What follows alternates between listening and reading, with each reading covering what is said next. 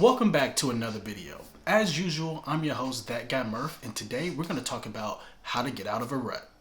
Over the past few months, I've run into a lot of situations where I felt pretty lost and couldn't gather the energy to take a step in any direction. Actually, the hardest part of making this video was sitting down to actually make this video. It was one of those things I just wanted to be done, but didn't actually want to grind out.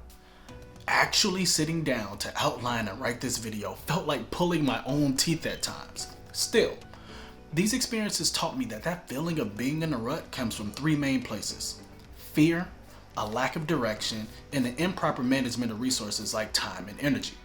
So, let's get right into it.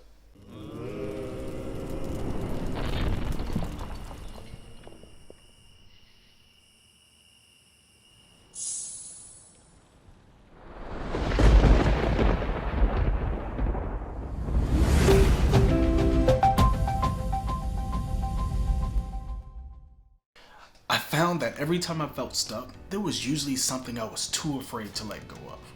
I would be stuck with this sense of dissatisfaction, but couldn't quite put my finger on it. Essentially, my mind had created a blind spot around this behavior. I had to sit down and take an honest accounting of my habits and routine in order to find out that some of the behaviors that made me feel most comfortable were the exact things that needed to change. It was hard because these behaviors made me feel like everything was okay, even when it wasn't. It felt like being in a bit of a haze. But there were a few signs that helped get me back on track and identify the best way forward. Whenever I thought about what I wanted to do or where I wanted to be, there was usually something that I knew I had to do, but really didn't want to.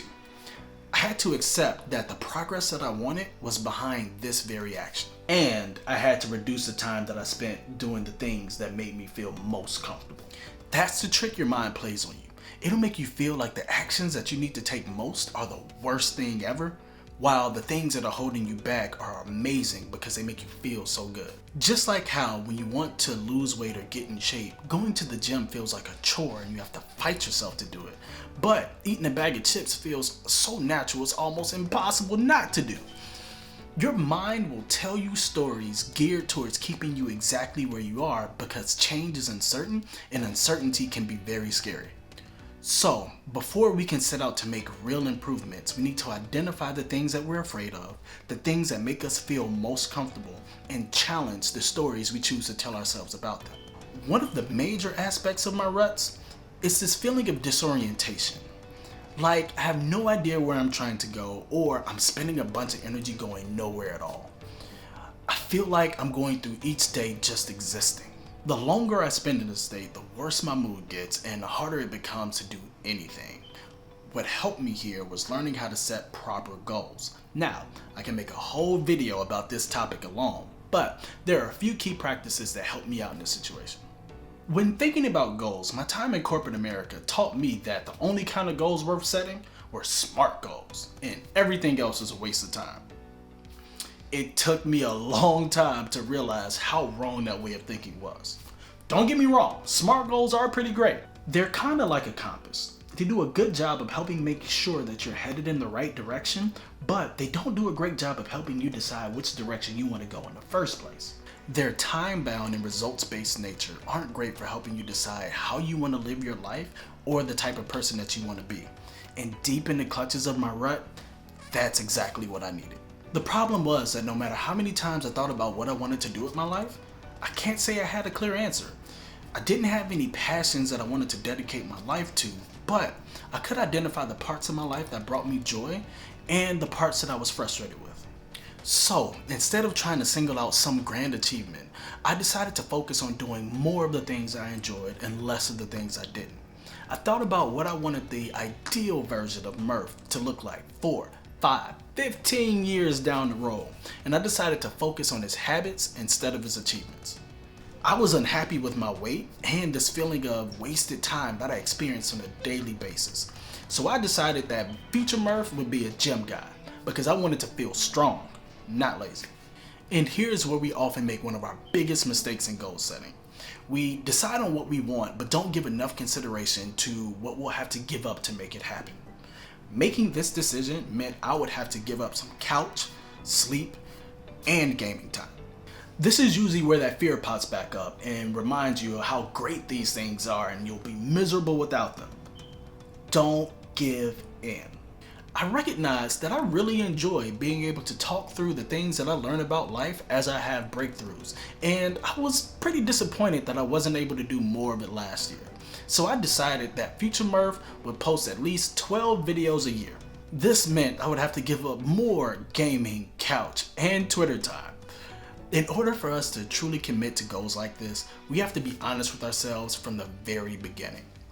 Improving our lives is going to require us to give up a lot of the bad habits that we currently overvalue, and we can only do that if we have a clear image of where we want to be. With that clear image in mind, now we can worry about SMART goals and deadlines. Now we can plan out how we want to actually get there. It's not going to just magically happen. I wasn't just going to wake up one day with all of my new habits downloaded. I was going to have to work at it every day. And the best way to make sure that I did was by setting daily, weekly, monthly, and yearly SMART goals. Having a daily list of things that I wanted to get done immediately replaced that feeling of aimlessness that I had in my days with purpose and agency.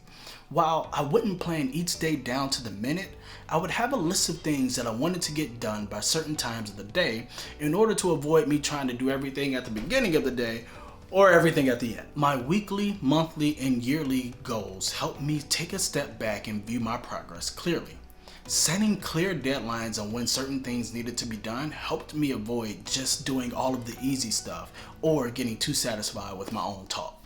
Down in the comments, let me know what the future version of you looks like and one thing that you want to get done within the next 24 hours. But first, don't forget to like the video and subscribe to the channel so you don't miss the next one. Now this next issue is pretty sneaky. It took me forever to realize how much it was holding me back. For months, years even, I would talk about how big I wanted this channel to be.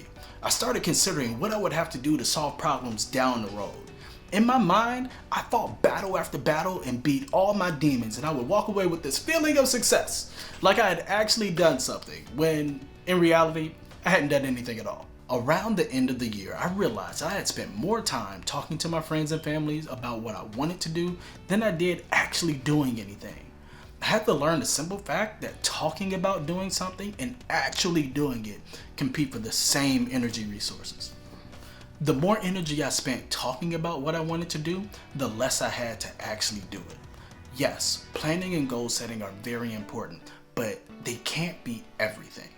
I had to take a very hard look at myself and accept the fact that I had wasted most of my time trying to come up with the perfect plan and trying to solve all my future problems before they could slow me down, but I hadn't even started moving.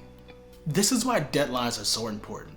They snap us back to reality and force us to place our energy into making actual progress instead of flying off the handle with our imaginations. So, if you're a dreamer like me, take the time to identify one thing that you've been putting off and commit to putting some significant, distraction-free time towards it in the next 24 hours. Silence that fear that tells you it's going to be the worst thing ever.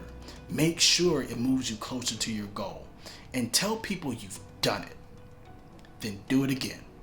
Now, if you want to learn more about my journey to get here so far, take some time and check out some of the other videos on the channel. Thanks again for the time, and I look forward to seeing you in the next video.